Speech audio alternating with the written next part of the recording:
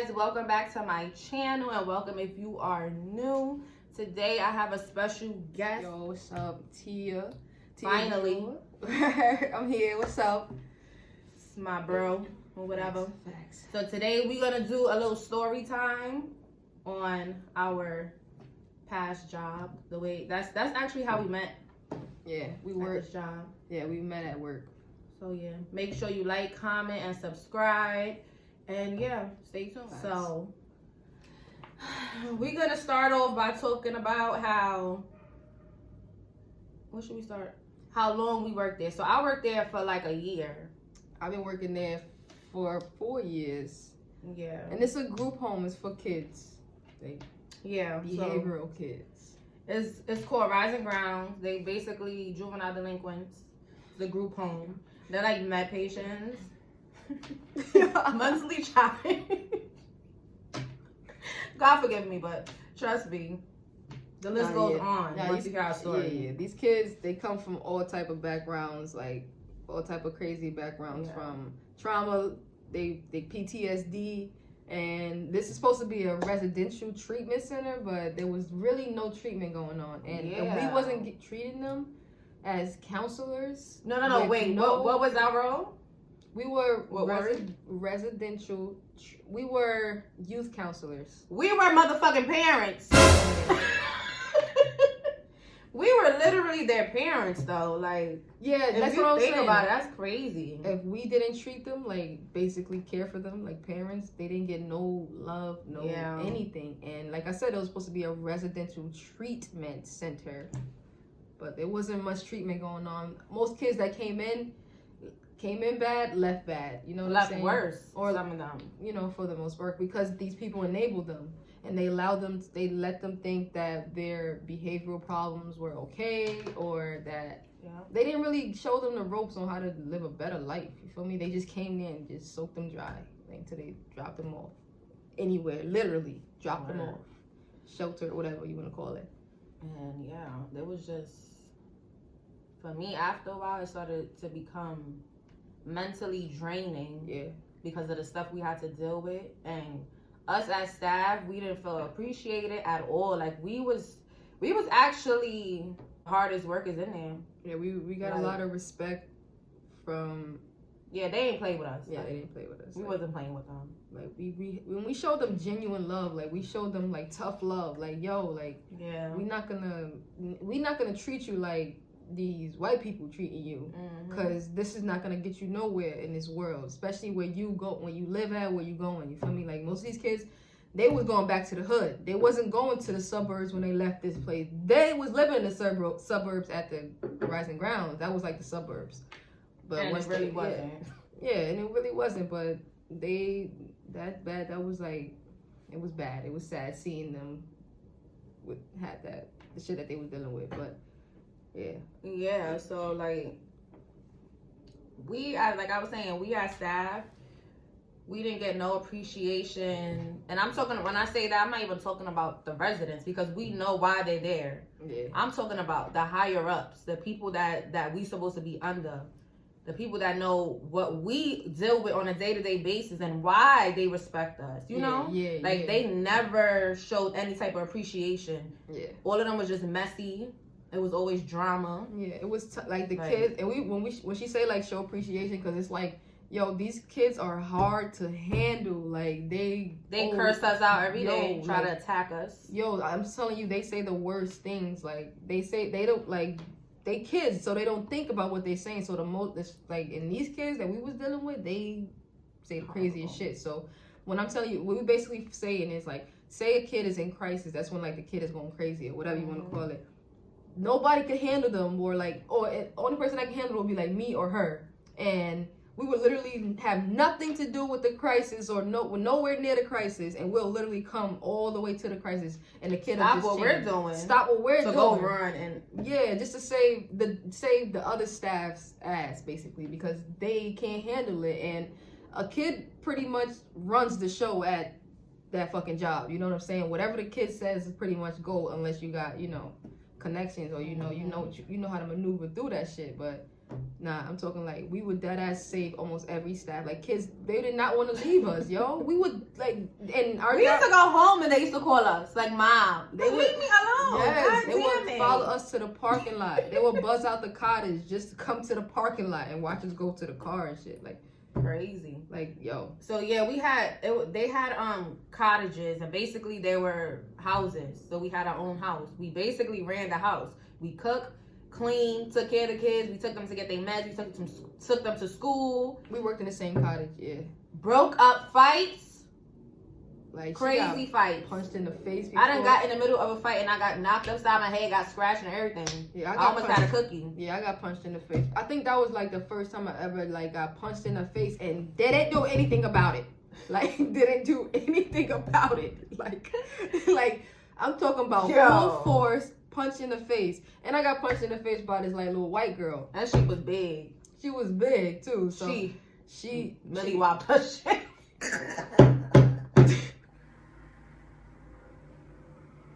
Boy, if you don't. She's a dickhead. She did it. She. Oh my God. I was like, it's not funny though. The money was like all I heard was money, money, money. So I had to stop. So boom. That was the only time I got hit. But I got cursed out a lot. I got cursed out a lot at that job. Every day. It gave me tough skin. And you know what we used to do? Curse them right back out. Mm-hmm. Oh, fuck you, bitch. Yeah, fuck you too. That's why you here. Like, they be tight. And you don't even mean it. I can't wait to go home. They used to be tight. It's not even, like, it's not funny. It's no, not but funny. You were worse, actually. You was worse than me. Mm-hmm. Because I've been there longer than you. Yeah, you was, I had some type of emotional attachment to some of them to a certain extent. Oh. I swear, right. That was there the first year. And then she, like I said, she was just there for a year. I've been there for 4 years. That shit went out the window. Like, yo, and that's what you and Montez kept telling me, like, you keep feeling sorry for them. Watch, after a while you're gonna hate all of them, and that's exactly what happened. It's to the point where, like, I used to love kids. Not for nothing, I like kids. You know, Mm-hmm. You heard me say like. I don't love no more. I like kids. I really like. I'm talking about like I want to build an orphanage, all type of shit. I started working there. I said, oh nah, like I'm never working with kids again. Me either. Like I never wanted to leave a job so bad in my life until I got that one, because they treated you like shit for nothing. It's like, yo, we making these kids' life good. Like, you know, we making it easier for them. Like they didn't go home for holidays. They was stuck in a cottage all the time with us, and they looking at us for shit to do all day, every day. We used to be able to drive them ourselves. Oh yeah, that was my favorite part. Like we used to be able to just take the car, take them to the mall. Yeah, because they got company cars. They got mad company cars, so we would just call up and get our car or whatever. I got kicked off the list because I was driving too fast. That's that. But she was on the list, so she would always be the one driving and stuff. It was cool though. And I used to drag that. Yo, I was the only one on the list. Like, what? Who you talking to? You ain't coming with me. Who said you coming with me? You want to be disrespectful? You're not coming with me. Yo, what? Take one person. It's like 12 kids in the cottage. She be like, nope, just one. And there's always one of them in there. Oh, she's paying favoritism. Yep, I am. Yo, I don't even like you. Fuck out of here. They be tight because you like it really be like that, because you don't have. And the thing about the job is like it's a policy. Like you don't have to bring a kid if you don't. The kids would attempt to hurt themselves, just for attention. Oh my god, they were OD. I'd rather them fight each other than them trying to hurt themselves. That shit was so annoying. You know who I'm talking about. When she used to do, and she used to do that for our attention. Like she would literally make eye contact with me and go up the stairs mad slow, like she's a zombie. I used to be like, this bitch is mad annoying. I'm about to go home. I'm about to let her kill herself. And she would go right to the room and be like, yeah. I'm busting her like, what you doing? She was jumping with the glass in her hand. Leave me alone. I'm gonna cut myself. Why you ain't do yet? Give me the fucking glass. I ain't writing no fucking report. Pissing me off. Sick of this shit. Pissing me off. Yo. And I used to be like, yo. And then she used to be back and she'd be like, I'm sorry. And they only did it for attention. It wasn't like you were seriously like, yo, we heard suicide threats so often. We've seen so many suicide attempts. Before she came, it was this one thing. Yo. We had a resident where she had a crush on a staff, and she got upset because the staff didn't want to talk to her. I'm about to jump off. You know, come talk to me. Like, they would really do the wildest shit. Like, Kids will go into crisis if you didn't want to talk to them. Like if and if we're talking to a resident that they don't like, or true. staff. Kids used to like they would try to get us fired every other day. I had so many kids like try to get me fired, like, and it was because I'm nonchalant and I'm not gonna treat you like a baby. I'm gonna tell you straightforward what it is, and that's it. And they didn't like it. I used to give it, like she said, I was but they used to at the end of the day, they used to respect us because we was that way. Yeah. And it wasn't like we was just mean assholes. To them. We explained ourselves. We literally showed them love when they deserved it. But when they didn't deserve it, they didn't get it. They got what they deserved. But they was used to that at the place because everybody else patted them on the back and made them feel like, you know, whatever. But and then we was also like, if we was wrong, we'd be like, oh, we let them know, like, my bad, you know, I did having this. a bad day. Yeah, got on my damn nerve. We came to them, we let them know, like, yo, like, you know, it wasn't my day. And they'll even come like, you okay today? I'm like, yes, leave me alone.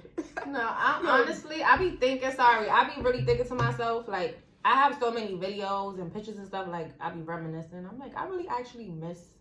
Nah, I miss the kids. I miss working with them. Nah, yeah, I miss the kids. The kids used to always like wait at the door for us. Yeah, like open the door. Yeah, because we couldn't come in the house without a staff letting us in. So as soon as they see us coming down that path, open the door. The cat is here. Open the door. Hi, mom. Hi, Susan. Open. Hi, mom. They open the door. Like they would be busting the door open. We used to walk in like. Hi.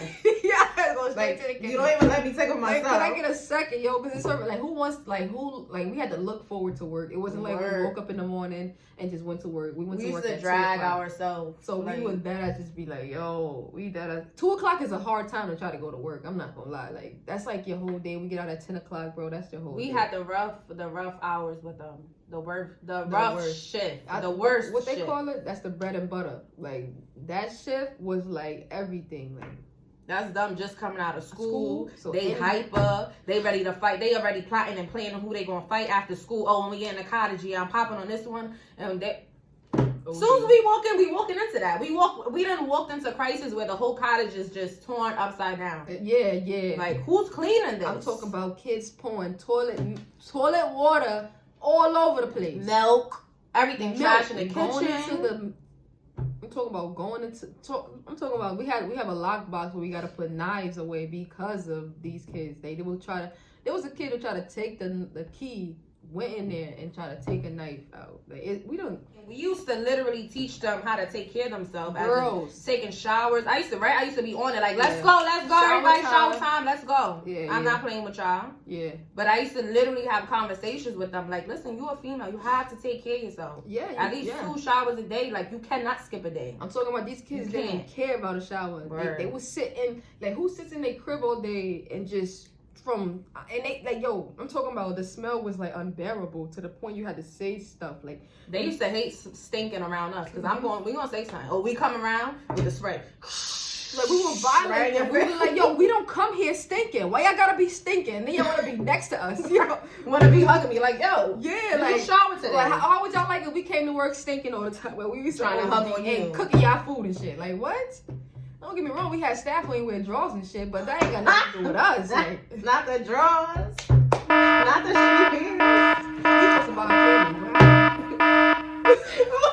shoes. So we gonna talk about why we not working there no more. They fired us. Yeah. And when I tell you, we literally was waiting for that day to come. Like that's how, like we was already on edge at a point. Once COVID hit, it was a wrap. We like, nah. Yeah. I don't want to be here no more. We was getting exposed to the virus, and we didn't know because they wasn't trying to tell us. First of all, we had a resident that was positive, and we didn't get told this till the day she moved out the cottage to go to another cottage, which means we could have had it, and they didn't want to tell us because they was afraid that we wasn't gonna want to come in. And we're working with this girl, hands on, like right there, not knowing, you know. Right. So the last straw was with one resident.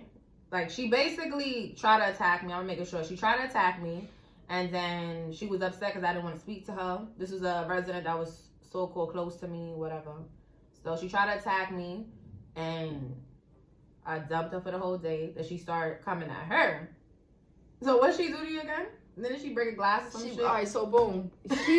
She went away. This is after 9 o'clock again. Like after 9 o'clock, like I said before, clear the floor time. So then out of nowhere, I just see some little feet just running down the stairs, and I'm downstairs at the staff desk. So I'm just like, what? So I'm in the book or whatever, and I look up and she's gone. So I'm like, and something told me, get up. Like, nah, this ain't right. Because you was in the kitchen, but I'm like, the door was closed. So I'm like, all right, she's in the kitchen, the door closed. You was in the kitchen or the dining room, whatever.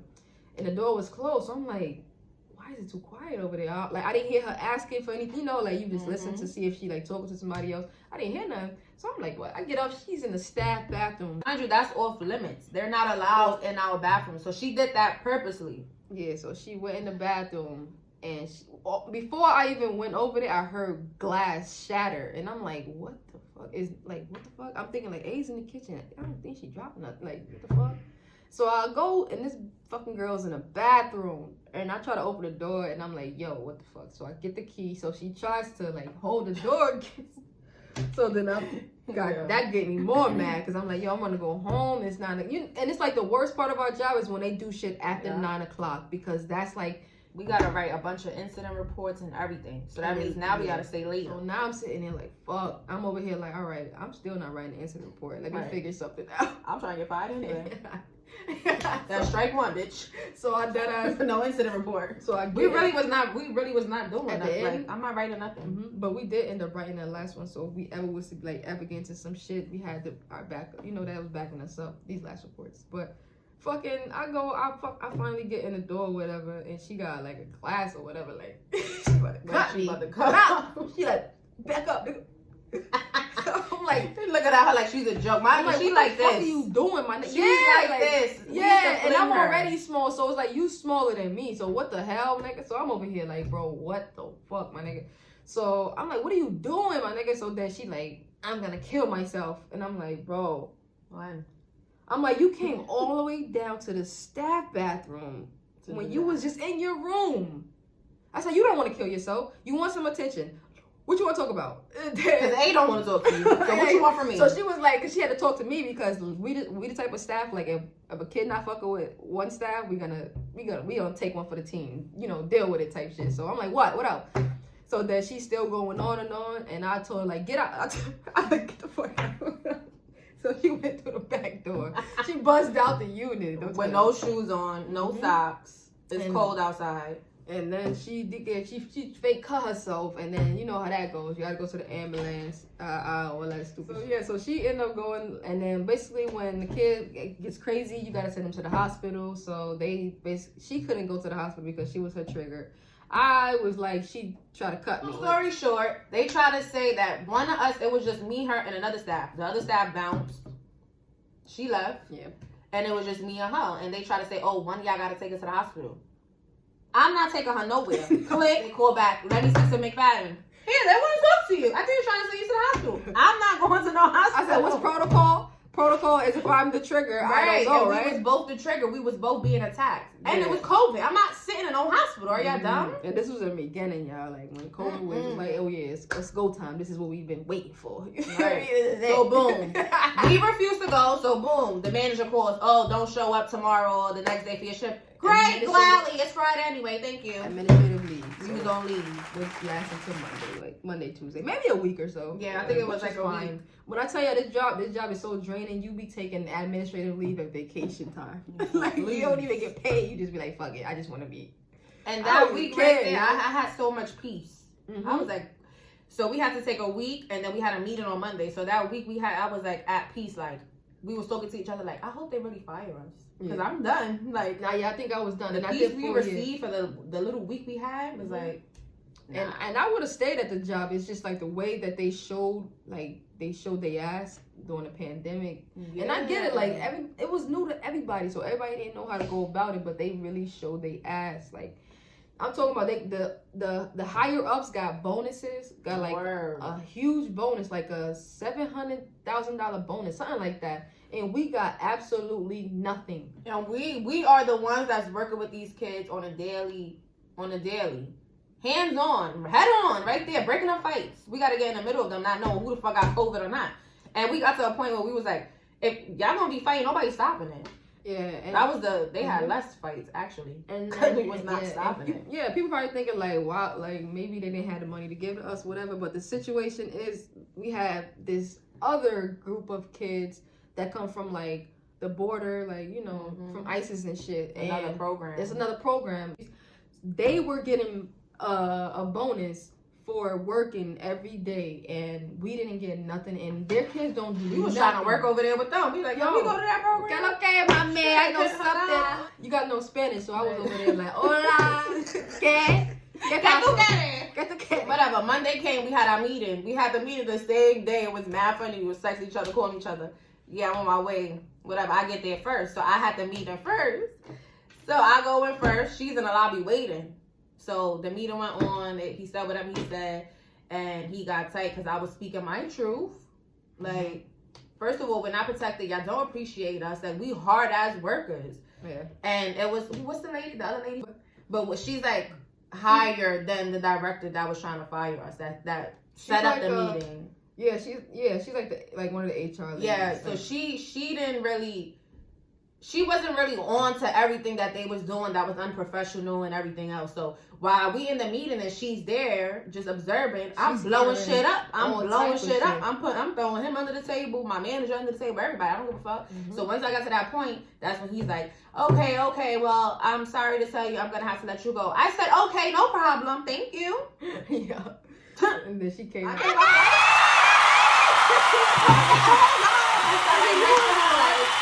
You would have thought she did like you would have thought I got the job. You would have thought she came out and got the job. I was like, oh my god, babe, like I'm out. So then I'm like, oh shit, I'm free. I'm like, oh shit, that means I'm good. Where we sitting there mad hype. I'm telling her what he was saying, that he come out like a big fatty. Mind you, we smiling, laughing. I'm like, yo, she was like, my turn. I was like, good luck. Mind you, we hype. I'm over here hyping like, yo, it's my turn next. This nigga coming good. I'm like, alright, so I walk in and my shit, and then they basically saying the same shit that they telling her. I talk my shit like, y'all niggas, y'all don't do nothing for us. Like, y'all treat us like shit. They felt offended by a couple things that I said, but it was the truth. I needed to say, I never say nothing, yo. And I told them like, yo, I've been working here for this many years, and these people do this, and then they get away with it. But then it's like when this happens, it's not like this. It was so much, and I ended it in telling I told him straight. I said, you scared of the kids, like. All the higher ups were scared of those kids. Mm-hmm. There used to be certain kids that they used to be scared of, that the kids used to go in on them, and we'll come like, yo, let's go. Mm-hmm. And the kid was straight up like, oh, all right, this bitch, she get on my nerves. Because they listen to us. It's so real because I told him, I don't even think I told you. I told him, I said, yo, Tony, it's so real that you the type of person, like, they got to come to you when they can't deal with us. You know what I'm saying? So they go to you. And I told him straight up, I said, it's to the point where they'll come to you, and if you can't handle them, you kick them out. And then he went on, oh, okay, well, we're just going to have to let you go. Oh, let's just let you go before you drop some more bombs. Yeah, I'm out of there. Nigga. I knew what it was. I knew I was going to get, and it worked out for the best because I'm in a better situation. I got so many more blessings. Since I left that job, I'm living my life. At peace. Yeah, at peace. Like, I don't got to worry about, like, no other shit. We definitely, I most definitely miss it, but it's like. I miss the kids and the fun time. The fun parts, yeah. Even the bad parts be fun. We be laughing at those shits. We used to have mad fun. Like, even looking back on the bad, like, we used to sit there cutting their ass in their face. We used to go back and forth. They talk shit to us. And we didn't care. Like, we used to really have fun. Yeah. Like, it don't matter. Like, and I used to be like, oh, really? You're not eating? Mm-hmm. Oh, now my food is nasty. Okay, don't eat a thing. Yo, Max online, here you go. They would be calling me. They be like, you dyke? I'll be like, I think so. I think that's what it's called. Bitch. I know. They be like, yeah. They be like, you fucking green bitch. That's why you fucking. That's why you eat. Oh wait, they used to say about ass's face. They used to put her ass's face. They used to be like, I'm eating her ass. They used to put shit. They used to make up all type of weird ass shit. We used to just be. Chris was the worst. She used to get mad and go in. She was disrespectful. Like, oh fuck you, fuck your son, your fake ass butt. I don't give a fuck, bitch. What, bitch? What? She was. And she's the biggest punk. In front of everybody. She be like, she'll call me stinking everything. And shorty smell like a sewer. So she was that ass violent. She was like, you stink, bitch. And I she like, you stupid dyke. She called me a fake dyke. I don't know what that is. You want I'll take it. I'll take it. Shit. But you're not. I don't give a fuck. So I was like, all right, that works. Shit, I only like being called a dyke anyway. So it's like, anyways. But yeah, this video is kind of long, guys. So We're going to end this video here. Make sure you like, comment, and subscribe. And let me know what other videos you would like to see. Make sure you subscribe to Tia Dior's YouTube channel. And Instagram. But yeah. Make sure you hit that bell button so you can get notification anytime I upload a new video. And yeah, peace. Peace. We out.